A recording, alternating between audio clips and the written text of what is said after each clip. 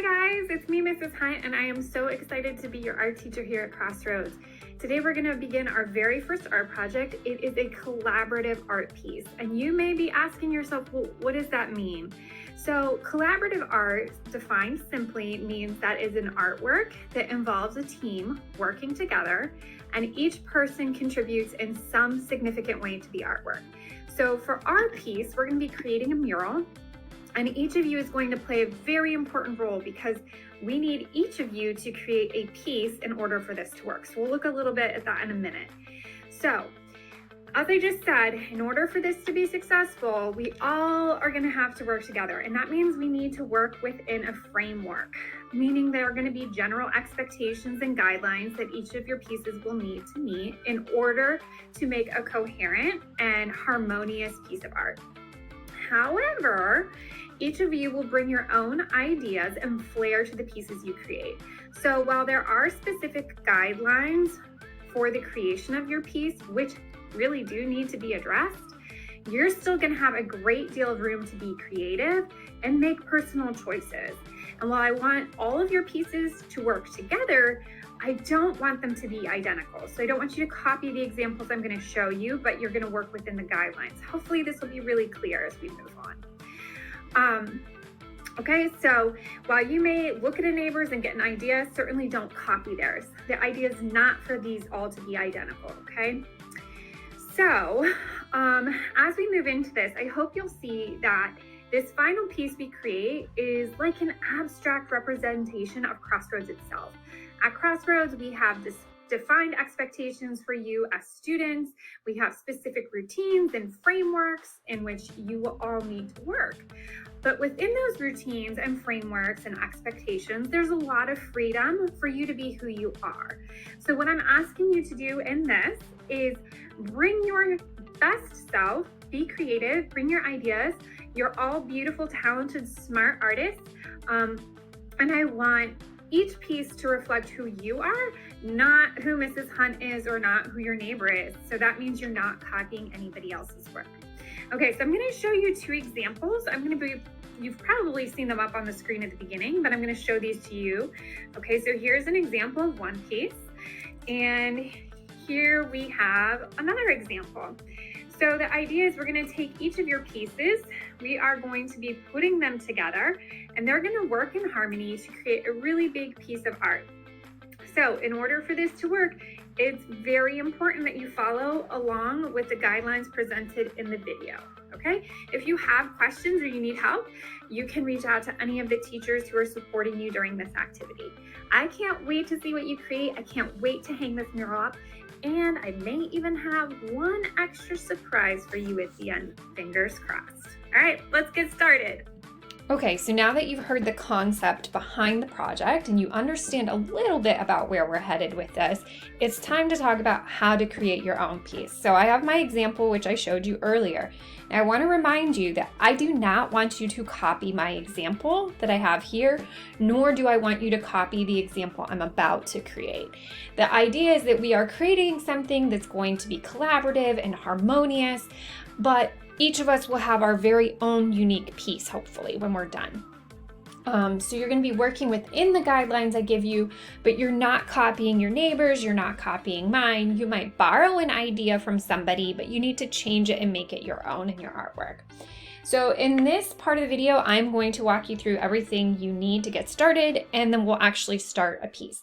So first and foremost, you are going to need a pencil with an eraser. The pencil that you use should be nice and sharp. We are going to be using a compass, and this type of compass that we're using, you definitely need a sharp point in order to use it appropriately. You may want to have a ruler, although it's not necessary. You may choose to use one if you want.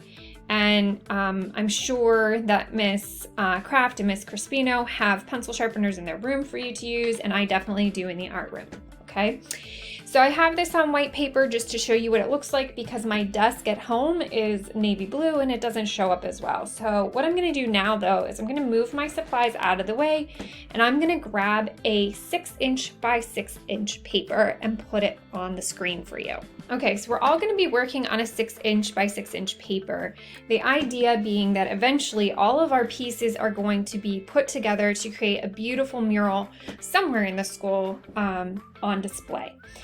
So once you have your 6" paper, you're going to want to grab your compass, okay? And just remember, a compass is a tool that's used in art and in math to draw arcs and circles.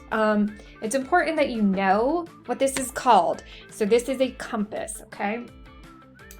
Now, what you're gonna do is you're gonna grab your pencil, and essentially what we're going to do is we are going to draw the arc of the circle, and we are going to be creating a quarter of a circle, okay? So you're gonna take your compass, and you are going to line this little circle that you see with the brass ring right up here in the corner, as far down as you can get to the corner, okay? So I have that right on the very edge of my paper, you can see right there. I'm gonna mark that with my pencil.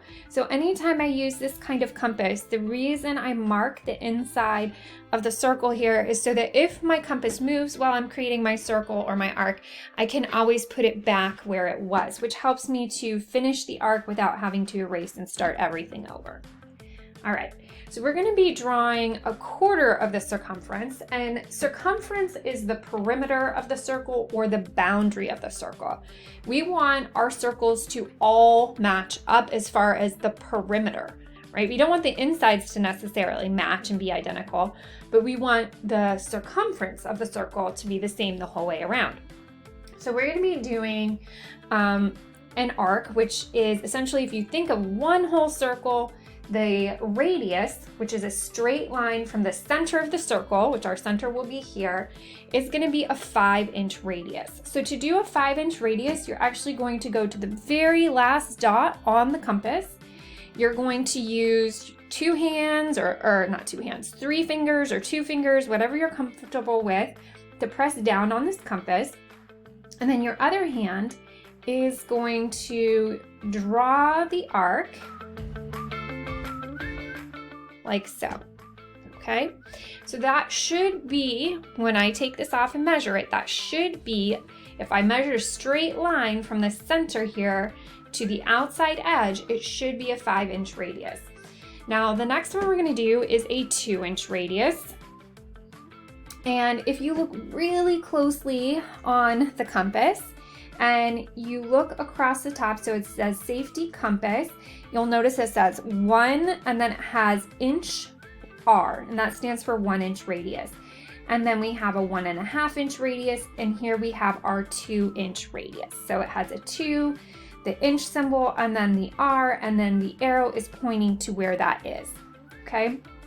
Now this we want to also match up, so we want our center circle, which would be here, and our outside perimeter to be the same on every paper. Those are probably the only things that are going to be 100% identical, that and the background, which will be black on all of them. So here's why we want this to match up. Okay, eventually we're putting these together to create a piece, right? So if my perimeter is off, if I haven't measured correctly, they're not going to line up.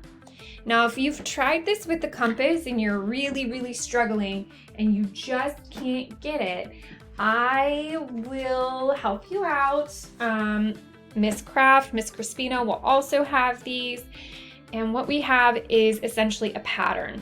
Okay, so if you've struggled and struggled and struggled and you just can't get it, what we have here is a pattern that you can use.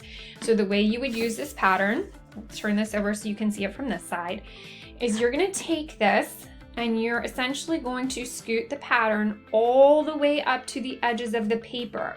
Again, this matters because if you're not following the guidelines here, your piece is not gonna work harmoniously with the other students, and we all want them to be working in harmony together. So what you would do is then hold this in place. If you're having trouble holding it in place, ask a buddy next to you to help you hold it while you trace it. Okay, so it should give you the identical shapes that you're looking for. The arcs should be what we talked about before. So we talked about the radius. So if I go from the center and I measure out using my inches side of the ruler,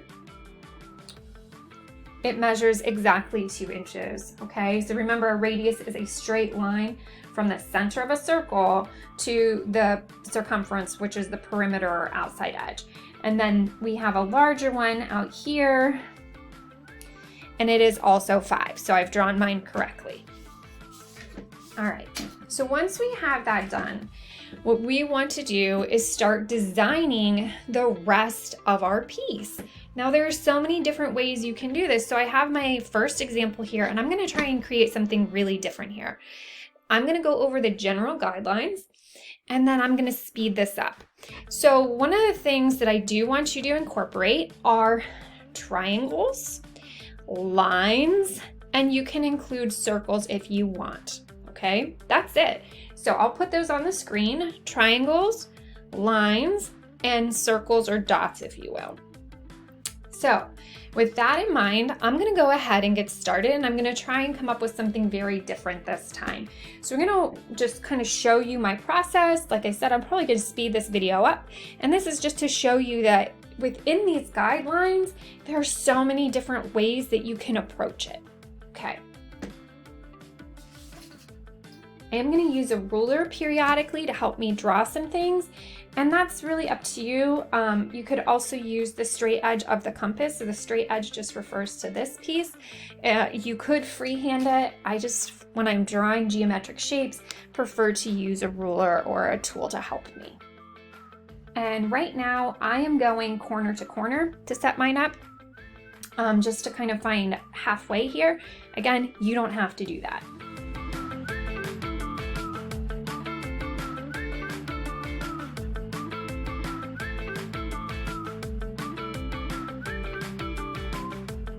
So I have my first one set up, and then I'm gonna probably add to this a little bit. And this part I'm just kind of freehand. I'm eyeballing approximately where I want something to be.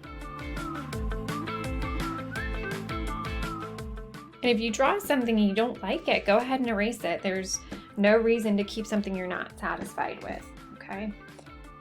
So I'm gonna adjust these triangles just a little bit because I'm not totally satisfied.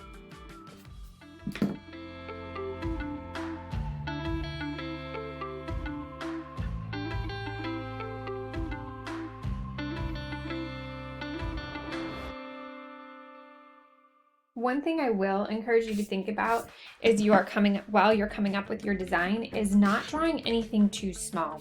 And the reason for that is the oil pastels, which I'm going to show you in a little bit, are really chunky and fat. And so if you have anything that's like super skinny or super small, it's going to be very hard to fill that area in. Now, if you're doing multiple arcs, I do encourage you to use the compass to the best of your ability to do that. So you are gonna need to talk to a friend. I may come up with some things to help you if you're really struggling, but I really want you to try and master the use of the compass. We use them a lot in art class. Okay, so I think I'm pretty happy. I definitely have my triangles and my arcs, so I'm using lines and I'm using triangles. I haven't incorporated any dots in this one, so I might take a minute to think about that. And you may see that I've added a few things as we move into the next one, the next part of the video that is. But what I want you to see is that these are lining up and they're not identical, and that's intentional, okay? They're still going to work together, which you'll see how they work together once the colors have been added and it's been painted. But I want you to see that there are so many different ways and so many different designs that you could come up with. I'm sure I could come up with a gazillion more designs just using those guidelines of the lines, the dots, the arcs, and the circles, those things, the triangles.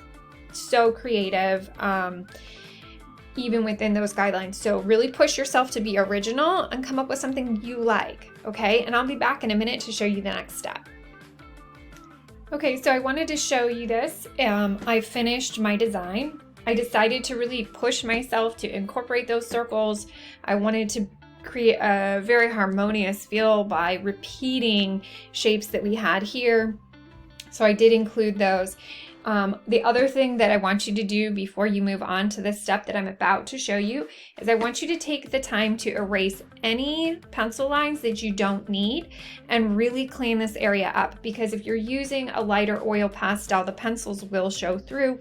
So we want to clean up our drawing as much as possible. It doesn't have to be perfect, but we do want to be thoughtful in taking the time to refine our work, which we talk a lot about in art. Okay, so for this next step, I'm gonna go ahead and pull some materials in front of me and show you what we're gonna do. Okay, so for the second step in this process, we are going to be using oil pastels to add the color to the center of our circle, or to the circle, I should say. So we're not gonna be using any color in the background, that will be painted black. We're gonna use these beautiful neon, buttery oil pastels. They're awesome and amazing to color this in. And we're not going to do any blending or anything like that. We're just going to use them straight as they are. So we're not doing any color mixing. And in this part, your challenge is to use as many of these colors as possible in your piece. So in this one, I actually did use every single color in the set. So maybe you'll leave out one or two, that's fine. But I don't want something where you're only using 2 or 3 colors. Really push yourself to use as many of the oil pastels as possible. So I'm gonna go ahead and get this started, and I am going to just show you what it should look like when you're going to color. So give you some advice here and there, but for the most part, I'm just gonna speed this up so that you can see the final product, okay? I may not even show you the whole thing on screen just because you don't really need to see me color. Okay, so I've got my oil pastels and I'm gonna come up with what I want to use, and I'm gonna start coloring. Okay, so I've got my color scheme in my head. Obviously we're all using the same colors, but what I mean by color scheme is I've got my idea of where I want to use my colors, and I'm going to be using some cooler colors here in this area, and then I'm going to be filling the background area, if you will, in with some warm colors, and we'll learn more about those this year. So you'll notice, like I said in the first part of the video, you don't want any tiny details because they get hard to color in. So the tinier your points are, the harder they are to color in. The smaller the circles, the harder they are to color in. I would not have anything smaller than what you see here because it's going to be very challenging. Okay, so I've got my purple oil pastel that I'm going to start with. This one, I was looking for the name, Vivid Violet. So I'm just going to press down, and I actually don't even need to put a lot of pressure on this. This is not like with crayons where to get a really solid color you have to press really hard. That is not the case with oil pastels. Like I said, these are really smooth and buttery. So you're just gonna press gently, and you do want a nice solid color, okay? Now, if you're putting 2 colors side by side and one is really dark and one is really light, start with your light color first. It'll make your life easier because if you're doing, like, let's say yellow beside purple or orange beside purple, if you start with the orange, the purple can go over the orange if necessary, but the orange can't go over the purple. Hopefully that makes sense to you. And you're just going to color it in. Another thing that you do need to keep in mind is we're not blending these or smearing these. We're not using any tissues or fingers in this. And you will see that there are sometimes some little chunks in your artwork.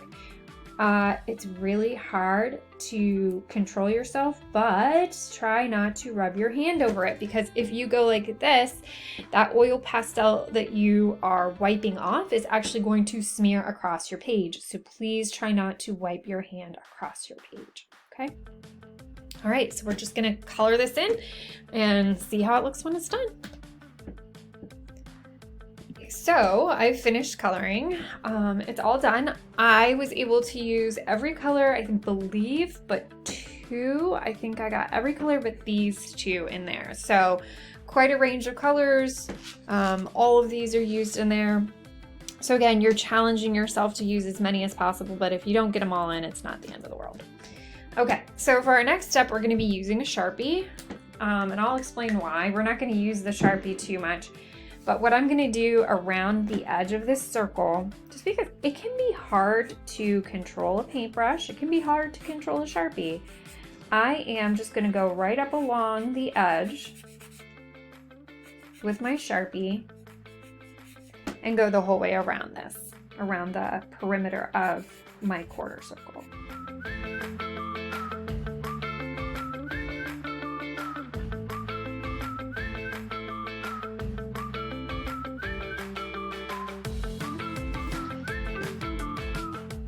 Okay, so you want to take your time with that. Remember that in the video, sometimes I speed things up.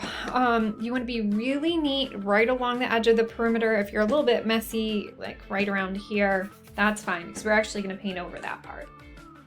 Okay, so I'm going to grab myself a paintbrush and I am going to paint the rest of this area in with black tempera paint.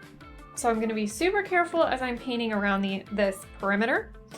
And then I don't need to be as careful as I get out to the edge. We want a nice thick coat of black tempera paint on there, so we don't want any white splotches showing through. So make sure all of those get covered up. Remember, when we use our paintbrush, we are not scrubbing like this. This ruins our paintbrush. We don't do that.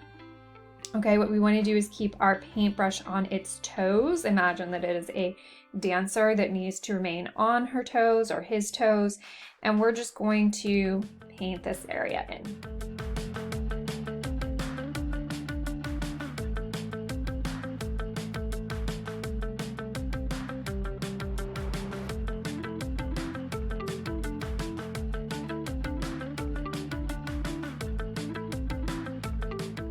The other thing you want to make sure you do as you're painting is if you have any blobs that you are really brushing those out, okay?